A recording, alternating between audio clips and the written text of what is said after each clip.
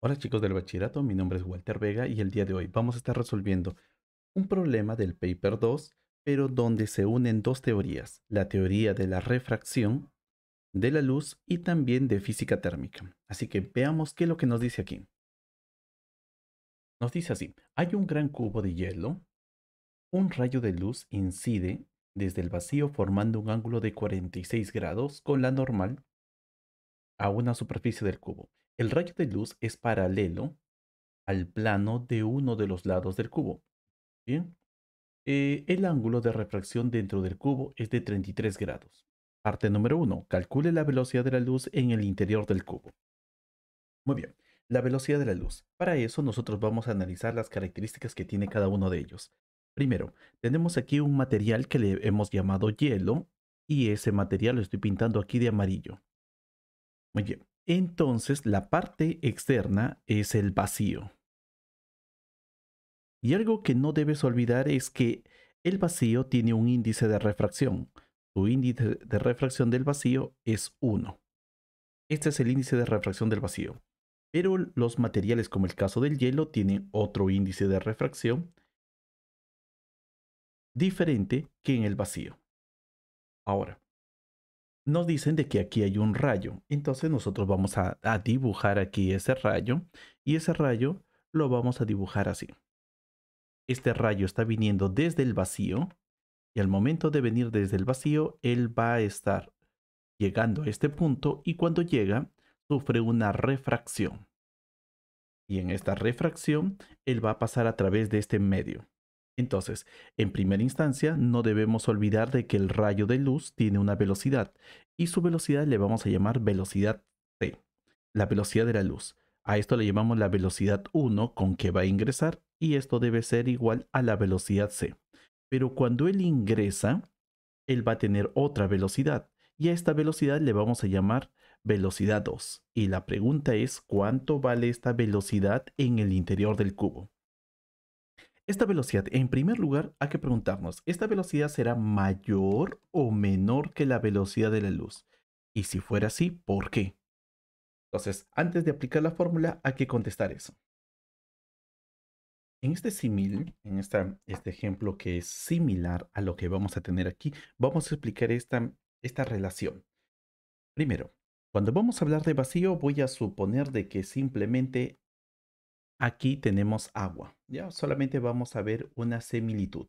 Cuando hablamos de hielo, como el hielo tiene partículas en su interior, vamos a decir de que todo lo que está aquí está relacionado al hielo. Todo esto está relacionado al hielo. Y después de él seguimos teniendo agua. Entonces, vamos a ver lo que debe suceder. Voy a suponer de que hay una persona, ese rayo de luz lo vamos a representar con una persona. Esta persona está comenzando en este punto de aquí, que le vamos a llamar punto A, y su objetivo es llegar aquí, al punto B. Para que él pueda llegar hacia el punto B, entonces veamos cuál es el comportamiento de su velocidad, solamente de su velocidad. Cuando ella está en el agua, tiene una velocidad y su velocidad, vamos a decir de que es B. Esto es su velocidad. Al momento de ingresar por las rocas por experiencia propia y también tu propia experiencia, la persona ya no va a poder viajar con tanta libertad como lo hacía solamente en el agua. Ahora va a tener que esquivar estas rocas, así que ella, su velocidad aquí debe disminuir. Entonces, la velocidad cuando te encuentras en un lugar mucho más, con más obstáculos que en el donde tú salías, entonces su velocidad de aquí debe ser menor. Esta velocidad 2 debe ser menor que la velocidad con que tú te movías aquí. Luego, cuando tú sales otra vez al agua, entonces debes recuperar tu velocidad. Tu velocidad cuando estás solamente en el agua seguirá siendo v. Eso quiere decir lo siguiente. El índice de refracción tiene un significado con relación a la densidad del material. Si el material es muy denso, es como si tuviera muchos obstáculos para que esta persona pueda pasar. Entonces, la velocidad aquí debe reducirse. Pero cuando estamos en la parte exterior, su velocidad, si su velocidad es igual a la velocidad de la luz, entonces esa velocidad llega aquí y al momento de pasar a través de este material, su velocidad debe reducirse. Se va a reducir su velocidad. Eso es lo primero que nosotros debemos entender a partir del concepto de ondas que tenemos. Y aquí hemos hecho un símil sobre lo que está sucediendo aquí. No te olvides eso, que el índice de refracción, a mayor índice de refracción, más difícil son los obstáculos. Pero si tú tienes un rayo de luz o tienes una onda que viene desde un material desde el vacío, luego ingresa dentro de un material como el cubo de hielo, su velocidad se reduce. Pero si este de aquí sale otra vez por el vacío, por esta región, entonces vuelve a recuperar su misma velocidad. Sigue teniendo aquí una velocidad igual a c. Muy bien, ahora sí, experimentalmente se encontró una relación entre la velocidad y el ángulo que tenemos aquí. Para eso tenemos que recordar ahora una teoría muy importante. Esta teoría es de la refracción de la luz. Y vamos a mencionar aquí, recuerda, no te olvides esta teoría, ya que en el cuadernillo está la fórmula que nosotros vamos a utilizar. Si tú tienes un rayo incidente que viene de un medio material llamado N1, este rayo incidente al momento de querer pasar al otro medio se va a producir dos cosas importantes, una refracción y una reflexión. Entonces, el rayo incidente se refracta, o mejor dicho, su velocidad que iba en esta dirección ahora cambia de dirección y a esto le llamamos el rayo refractado y hay otro que es el rayo reflejado. El rayo reflejado y el rayo incidente ambos tienen el mismo ángulo y ese ángulo se debe haber formado con la normal. ¿Cómo sé quién es la normal? La normal es la línea que tú vas a dibujar y debe formar un ángulo de 90 grados con la superficie donde se encuentra en contacto. Y recuerda, esto se demuestra de forma experimental. Luego de eso, también tenemos lo siguiente. Si el ángulo de incidencia, este es el ángulo de incidencia y el ángulo de reflexión son iguales, con este rayo de aquí, el rayo reflejado, el rayo refractado siempre debe estar en el otro material y tenemos aquí un ángulo. Ahora, ¿cómo relacionamos primero las velocidades y los ángulos? De esta manera. El seno del ángulo 2, el seno del ángulo de la refracción, dividido entre el seno del ángulo de la incidencia, que sería esto, y por favor, esta es la parte más difícil que hay. Reconocer quién es el ángulo de incidencia y quién es el ángulo de refracción. Entonces, esto debe ser igual a C2 entre C1. La velocidad con que salimos, la velocidad en la refracción, dividido entre la velocidad en la incidencia. En nuestro estudio, veamos aquí. Tengo el rayo, este rayo de aquí es el rayo que ingresa, entonces le vamos a llamar rayo incidente. Rayo incidente. Y el que entra por aquí le llamamos rayo refractado. ¿Listo? Ahora, la línea normal. Ya lo has visto, la línea normal, y esa línea normal está aquí, siempre perpendicular a la superficie. Y ahora con esa línea normal que lo vamos a simbolizar con la letra N, debemos encontrar el ángulo de incidencia. Ángulo de incidencia y sería esto de aquí, 46 grados. A esto le vamos a llamar el ángulo 1. El ángulo 2 sería entre la normal y este rayo refractado tenemos el ángulo 2, el ángulo de la refracción. Así que simplemente aplicamos nuestra fórmula y decimos aquí, el seno, bueno, esto es, vamos a llamarle así, el seno del ángulo 2, el seno de 33 grados, dividido entre el seno de 46 grados, debe ser igual, y ahora colocamos la otra parte, velocidad 2 dividido entre la velocidad 1, pero la velocidad 1 es la velocidad de la luz, que sería c. Entonces, con esto ya nosotros tenemos. No te olvides, por favor, de que los ángulos siempre deben estar en grados y al momento de utilizar nuestra calculadora también debemos tomar en consideración eso. ¿Cuánto vale C? C, según el cuadernillo, la velocidad de la luz es 3 por 10 a la 8 metros segundo a la menos 1. Vamos a reemplazar este valor y lo vamos a pasar aquí, a multiplicar a esto. Entonces nosotros vamos a tener lo siguiente. Esto de aquí sería así.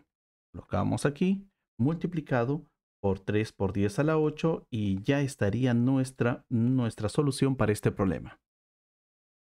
Veamos, al momento de multiplicar todo esto nos va a salir la siguiente cantidad. Nos sale 2.27 por 10 a la 8, pero lo vamos a redondear con un solo decimal. 2.3 por 10 a la 8 metros por segundo. Y queda demostrado que la velocidad o la rapidez, mejor dicho, la rapidez en un cubo de hielo debe ser menor que en el vacío. Pasamos a la siguiente parte. Parte 2. Dice así, muestra que no sale luz por el lado AB. Muy bien, para eso entonces nosotros debemos recordar lo siguiente. Ya habíamos hecho esto, habíamos dicho de que el rayo de luz viene desde aquí, viene desde el vacío y desde este vacío, este rayo de luz va a reflejar. Voy a colocarlo de otro color para que se pueda notar esto. Aquí tenemos el rayo de luz, lo voy a pintar de color rojo, aquí está, y luego se va a refractar. Pero al refractarse cambia de dirección. Y ahora yo voy a colocar esto aquí. Al momento de que este rayo de luz llegue a esta superficie AB, puede ocurrir ciertas cosas. Él puede refractarse de esta manera o puede refractarse así. Pero en este caso lo que nos piden es muestre que no sale la luz por este lado AB. Entonces no puede salir la luz por aquí, por esta región. Y para que no salga, lo único que nosotros debemos saber es que él podría estar así en paralelo a la superficie AB o podría estar rebotando de esta manera. Ahora, ¿cómo puedo demostrar esto? ¿Cómo puedo demostrar lo que puede ocurrir? Para eso debemos analizar un fenómeno de la refracción llamado ángulo crítico. Entonces, vamos a recordar lo que es ángulo crítico para solucionar este problema. Muy bien, entonces debemos recordar. Primero, debemos saber esto, que el fenómeno de refracción siempre debe ocurrir. Que cuando un rayo viene, y en este caso va a venir de este material, del material de color celeste, viene desde el material celeste, tiene un ángulo. Él va a tener un ángulo de incidencia y este ángulo de incidencia, al momento de que él pasa por otro medio, por otro material, él se va a refractar. Entonces parte de ese rayo se va a refractar y la otra parte se va a reflejar. Ya habíamos visto eso en el caso anterior. Pero, ¿qué ocurre? Y aquí comienza esta investigación. ¿Qué ocurre si nosotros seguimos aumentando este ángulo? Este es un ángulo cualquiera, pero lo seguimos aumentando y queremos llegar hasta el punto de que el rayo refractado que está saliendo por este material llegue a ser paralelo con la superficie. Entonces, aquí el rayo refractado queremos que sea paralelo con la superficie. Y este rayo tiene que ser paralelo con la superficie, entonces el ángulo formado con la normal, este ángulo debe ser 90 grados. Entonces, experimentalmente se encontró eso, se encontró de que cuando hay un ángulo llamado el ángulo crítico, cuando ese rayo forma un ángulo crítico con la normal, entonces el rayo refractado se vuelve paralelo a la superficie y el rayo reflejado sigue estando dentro del material. Pero si el ángulo crítico, bueno, si el ángulo fuera mayor que el ángulo crítico, entonces, si es mayor, el rayo refractado deja de haber. Solamente va a haber una reflexión total. Entonces, todo este rayo que viene desde este material se va a reflejar totalmente. Y aquí tenemos el fenómeno de la reflexión total. Ahora, ¿cómo podemos saber cuánto vale este ángulo crítico? Reflexión total. Solamente va a haber reflexión total cuando el ángulo incidente es mayor que el ángulo crítico. Por favor, no te olvides eso. Siempre que es mayor ese ángulo, debe haber una reflexión total. En otras palabras, este rayo ya no va a salir por este medio. Y eso es lo que buscamos para aquí. Tenemos que demostrar de que este rayo que viene no pasa por el otro medio, por el vacío, sino se va a rebotar o, en este otro caso, el rayo reflejado debe ser paralelo y el rayo refractado debe ser paralelo y el reflejado debe estar adentro. ¿Cómo encontramos el ángulo crítico? Entonces, para encontrar el ángulo crítico, nosotros lo podemos relacionar con la fórmula anterior, que era con relación a las velocidades. Entonces, esa fórmula es esta. Y te preguntarás, ¿es la única forma de encontrar esto con las velocidades? Y la respuesta es no. También podrías encontrar este ángulo crítico con el índice con el índice del material. Si tú conoces el índice de este material y del otro material, también puedes encontrar ese ángulo crítico. Entonces, tú puedes encontrar el ángulo crítico de dos formas, con el índice o con las velocidades. En esta oportunidad, lo que vamos a hacer es utilizar las velocidades. Entonces, veamos aquí, ¿qué es lo que nos debe de salir? ¿Quién es teta 1? Teta 1 va a ser el ángulo de incidencia. Teta 1, velocidad 1. Ahora, teta 2 debe ser este ángulo de aquí, el ángulo de la refracción. Y la velocidad sería v2. ¿Ok? Entonces, ahora veamos.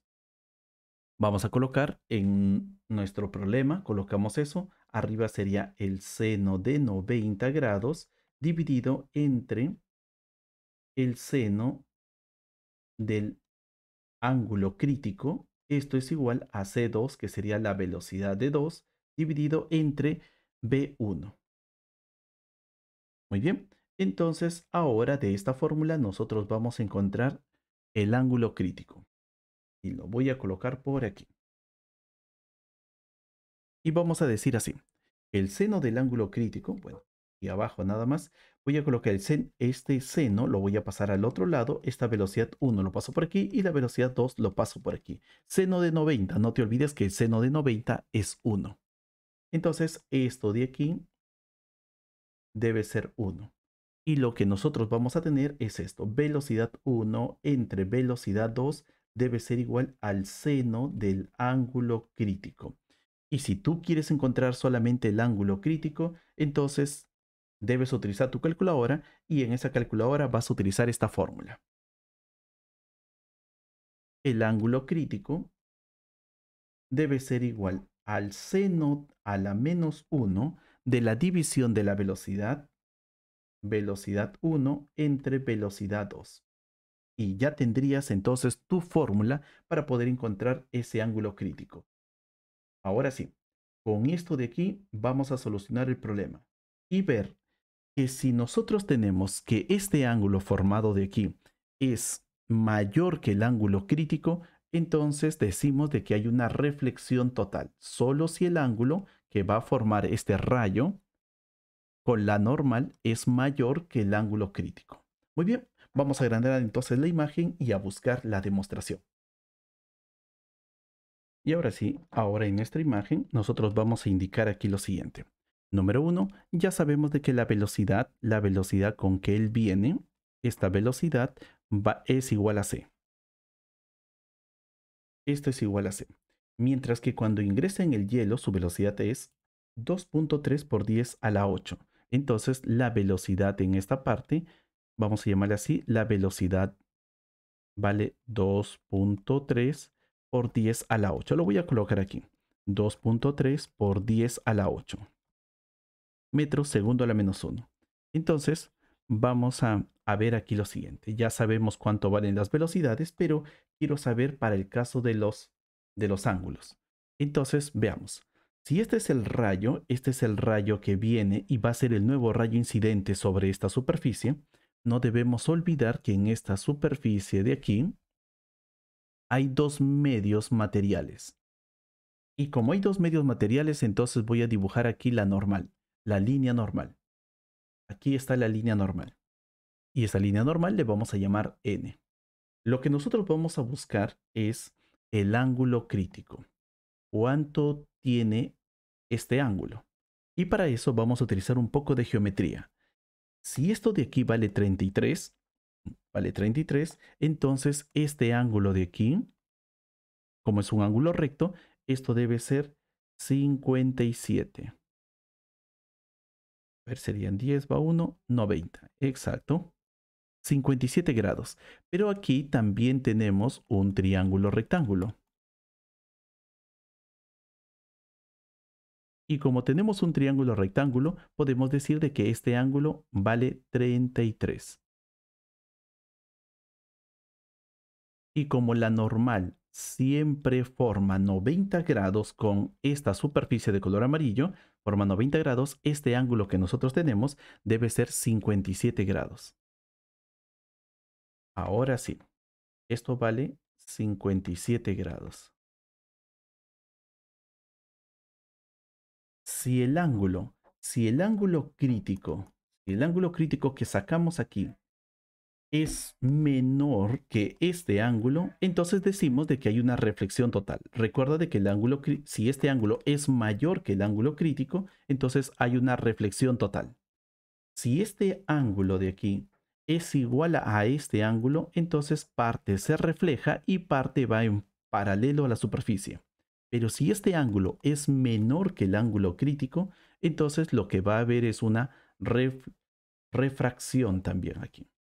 Entonces, ahora sí, explicado eso, nosotros vamos a decir que la velocidad aquí con que él va a ingresar es igual a la que nosotros tenemos ya en el problema. Esta velocidad debe ser 2.3. 2.3 por 10 a la 8. Y la velocidad con que debe de salir, porque de aquí debe salir, entonces esa velocidad de salida, como estamos en el vacío, debe ser igual a c. Entonces esa velocidad 2 de salida debe ser igual a la velocidad de la luz.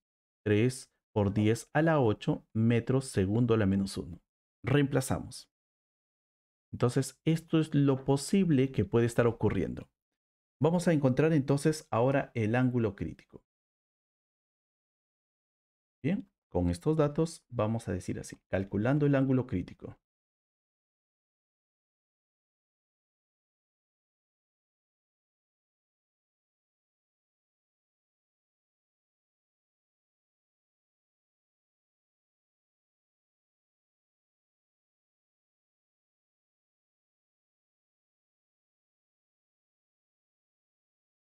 Muy bien, en la parte superior debe ser 2.3 por 10 a la 8 y en la parte inferior debemos tener 3 por 10 a la 8, las mismas unidades para ambos casos. Y así, cuando lo colocamos en la calculadora, este ángulo crítico nos va a salir 50.1 grados. Esto sería el ángulo crítico. Entonces, ahora sí, si ya tienes el ángulo crítico, tú puedes mencionarte que como el ángulo crítico vale 50.1, el ángulo que nosotros tenemos cuando este rayo incide es 57. Entonces, vamos a indicar que como este ángulo es mayor que él, entonces hay una reflexión total. En otras palabras, este rayo chocó, no salió por el vacío, sino rebotó. ¿Y con cuántos grados? También rebotó con esa misma medida, 57 grados. Recuerda de que así es la reflexión. Entonces, queda demostrado. Y para esto, en nuestra demostración, vamos a decir así. Como el ángulo θ es mayor que el ángulo crítico, en otras palabras, 57 grados es mayor que 50.1 grados, entonces el rayo sufre una reflexión total.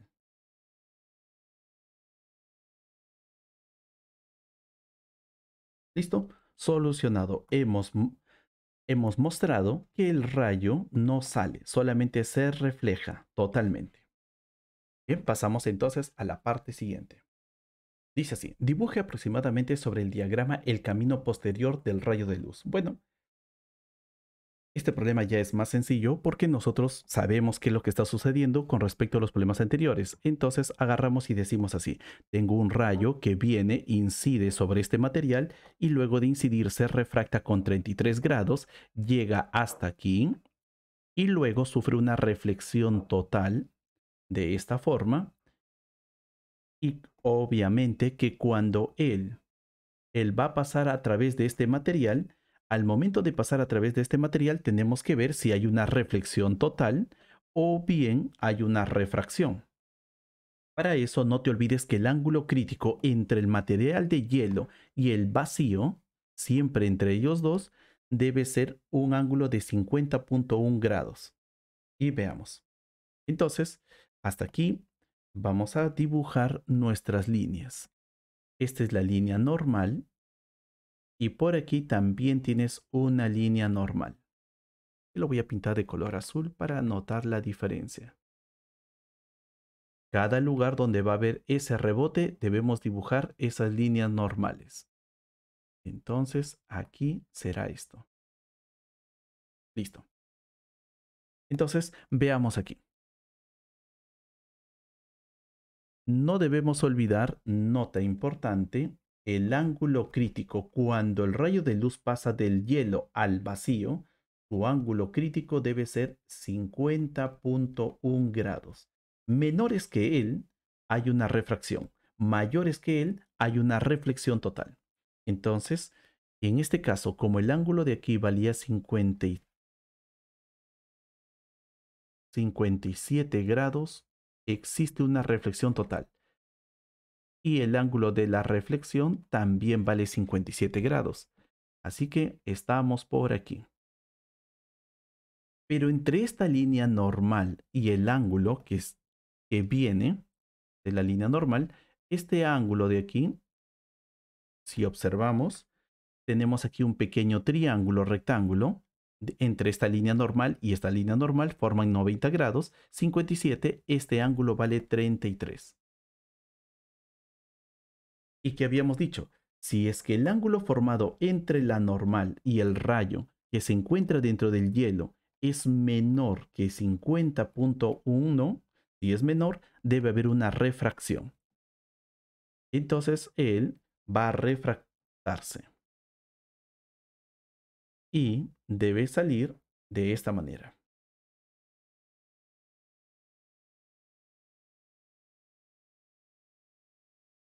Así. A ver, esto sería, creo que así está bien. Así, no, un poquito más. Aproximadamente así. ¿Por qué tiene que ser así? Porque si él tiene un ángulo de 33 grados, nosotros podemos aplicar la ley de Snell aquí y vamos a ver de que este ángulo debe ser 46 grados. 33 por aquí, 46 por aquí. 33 por aquí, 46 también por aquí. Y esto sería la trayectoria aproximada de ese rayo de luz. Muy bien, con esto pasamos entonces al siguiente problema. Muy bien, en este problema ahora entra física térmica. Y dice así, cada arista del cubo tiene una longitud de 0.75. La temperatura inicial del cubo vale menos 20 grados Celsius. 1. Determina la energía requerida para fundir todo el hielo desde menos 20 grados Celsius hasta una temperatura de 0 grados Celsius. Necesitamos fundirlo. Nos dan el calor latente de fusión, nos dan el calor específico del hielo y nos dan la densidad del hielo. Entonces, lo primero que tenemos que ver aquí es, y tengo que dibujar. Ese es el primer paso que tú tienes que hacer. Si lo puedes hacer mentalmente, todo bien, pero si no lo ves mentalmente, entonces haz un diagrama de temperatura. Agarras y colocas por aquí imaginariamente un termómetro. Y la forma, vas a indicar de que aquí vamos a colocar todas las temperaturas. Entonces, nos dice así, que tengo este cubo de hielo que por donde hemos hecho pasar un rayo de luz, por ese cubo de hielo, nos dice que ese cubo de hielo se encuentra a menos 20 grados Celsius. Aquí está. pero necesitamos que ese cubo de hielo se funda, pero el fundimiento del cubo de hielo o ese proceso debe estar todavía por aquí. Recuerden de que el hielo está en estado sólido y debemos pasar a la fase líquida. Cuando nosotros fundimos, debemos pasar a esa fase líquida. Y si queremos extender un poquito más esta línea para poder comprender ese proceso, voy a tornarlo a esa línea que era 0 grados, lo voy a tornar un poquito más gruesa. Así está. Y en los paper 1 explico por qué dibujo de esta manera. Entonces, nosotros tenemos aquí al sólido en fase sólida y aquí tenemos en fase líquida. Esta línea divisoria va a ser a la temperatura de 0 grados. Pero si este punto yo lo coloco 0 grados Celsius, va a estar en fase sólida. 0 grados, pero en fase sólida. Mientras que el otro punto, que lo voy a pintar de color azul, este punto va a ser 0 grados, pero en fase líquida. Entonces, ¿qué es lo que nos están diciendo? Que tenemos aquí un cubo de hielo y lo vamos a dibujar así. Este cubo de hielo tiene una longitud. Entonces, la longitud del cubo de hielo le vamos a llamar L. No, bueno, le vamos a llamar A para no combinar con el otro L que vamos a tener. Entonces, este cubo de hielo vamos a tener que darle energía, energía térmica. Entonces, esa energía térmica en forma de calor va a producir un incremento de temperatura. Así que su temperatura va a estar aumentando de -20 a -10, a -6, a -5, a -4, a -1, hasta llegar a 0. Esa energía vamos a llamarle calor. Esa transferencia de energía le llamamos calor y este calor le vamos a llamar el calor 1. Y esto debe ser igual. Según nuestra fórmula, debe ser la masa del hielo multiplicado por el calor específico del hielo y multiplicado por el cambio de temperatura que está sufriendo. Entonces, ya tenemos este calor. Esta sería la fórmula que nosotros vamos a requerir solamente para los incrementos de temperatura. Cuando el hielo se encuentra aquí a 0 grados, él necesita pasar hacia el otro lado para fundirse. Entonces, ese paso hacia el otro lado le vamos a llamar un calor, una energía requerida, pero para transformarlo. Un calor 2. Ese calor 2 que se va a dar en este proceso de esta línea donde la temperatura debe ser constante, ese calor 2 debe ser calculado como el producto de la masa por el calor latente. Entonces aquí tendríamos nuestra otra fórmula para poder saber cuánto vale este calor. Y con eso ya se terminó el problema, porque simplemente tú debes encontrar cuánto vale el calor 1, cuánto vale el calor 2, sumas ambos y tendrías la energía requerida para fundir este cubo de hielo. Y ahora sí, vamos aquí. El calor específico ya lo tenemos, del hielo vale 2.1 kilojoules, kilogramo a la -1 y Kelvin a la -1. Luego tenemos el calor 2, no conocemos la masa y esto va a ser un problema. ¿Cómo podemos encontrar la masa? Entonces, nota muy importante que debes recordar. Muy bien, en primer lugar tenemos que colocar cuánto vale, cómo puedo calcular el volumen. Entonces, nota número 1, aquí lo vamos a colocar, el volumen de un cubo. Entonces, aquí, listo. Volumen de un cubo. El volumen de un cubo debe ser arista al cubo. Entonces, si la arista del cubo vale A, simplemente lo debemos elevar al cubo. Ya está. Eso sería la nota número 1. Nota número 2, acerca de la densidad. La densidad es igual a masa entre volumen. ¿Mm? Densidad es masa entre volumen. Y ahora, si yo quiero hallar cuánto vale la masa, solamente la masa, entonces debo multiplicar la densidad por el volumen. M debe ser igual a la densidad por el volumen. Y listo, nada más que eso. Entonces, y como tú ya conoces el volumen del cubo, que es lado al cubo, y en el problema nos dicen de que ese lado al cubo, bueno, ese lado vale 0.75 metros, entonces utilizamos, vamos a calcular la masa.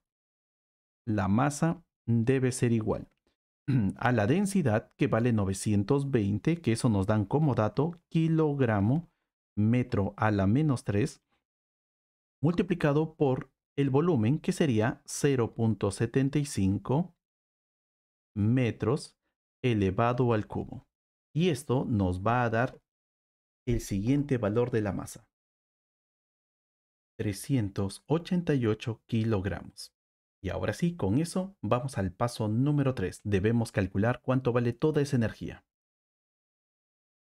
Esa energía requerida, que sería así: toda la energía requerida sería igual a la energía 1 más la energía 2. Entonces, ahora vamos a colocar la energía 1, masa, que vale 388. Voy a colocar todos los datos, así que vamos a reducir el espacio. 388 multiplicado, recuerda de que la masa está en kilogramos, así que todo debe estar en sistema internacional. 388 por el calor específico del hielo, que vale 2.1, pero debe ser 2.1 kilo, porque hay una K al costado. Entonces, por 10 al cubo, joules, kilogramos a la menos 1, y la temperatura, por favor, fíjense bien, temperatura debe estar en Kelvin. Y aquí el valor de K, esta minúscula, es un prefijo, que sería de kilo. Esto multiplicado por el cambio de temperatura. El cambio de temperatura es temperatura final menos temperatura de inicio. Y ahora aquí hay un problema. La temperatura no puede estar en Celsius, debe estar en Kelvin.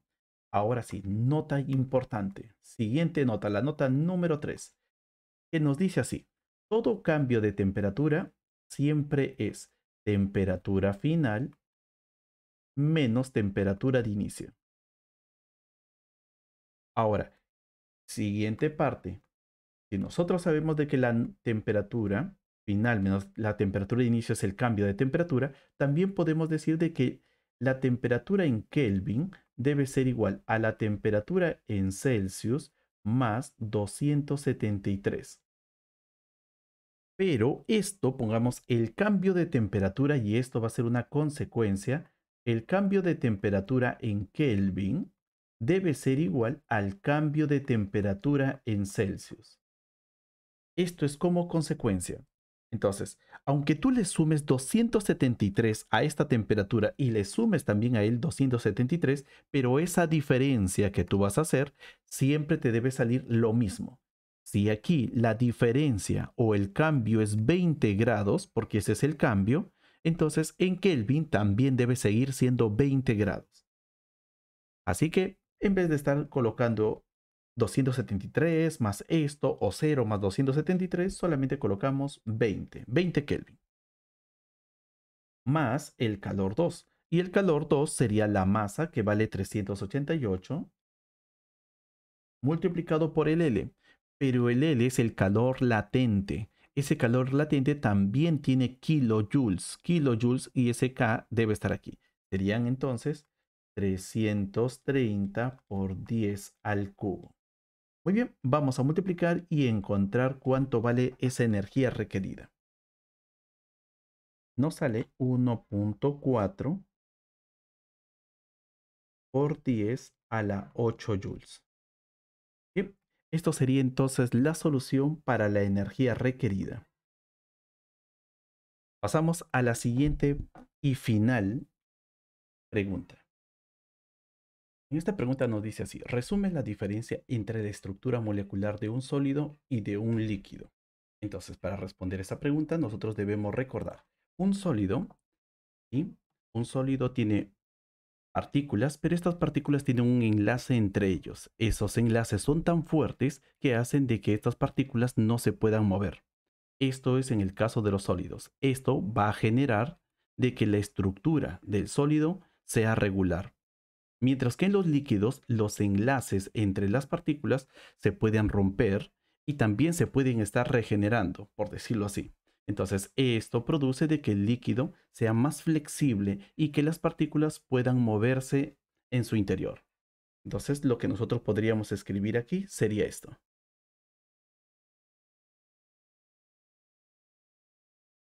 Bien, esto es todo, chicos, por el día de hoy. Que tengan un buen día. Chao, chao.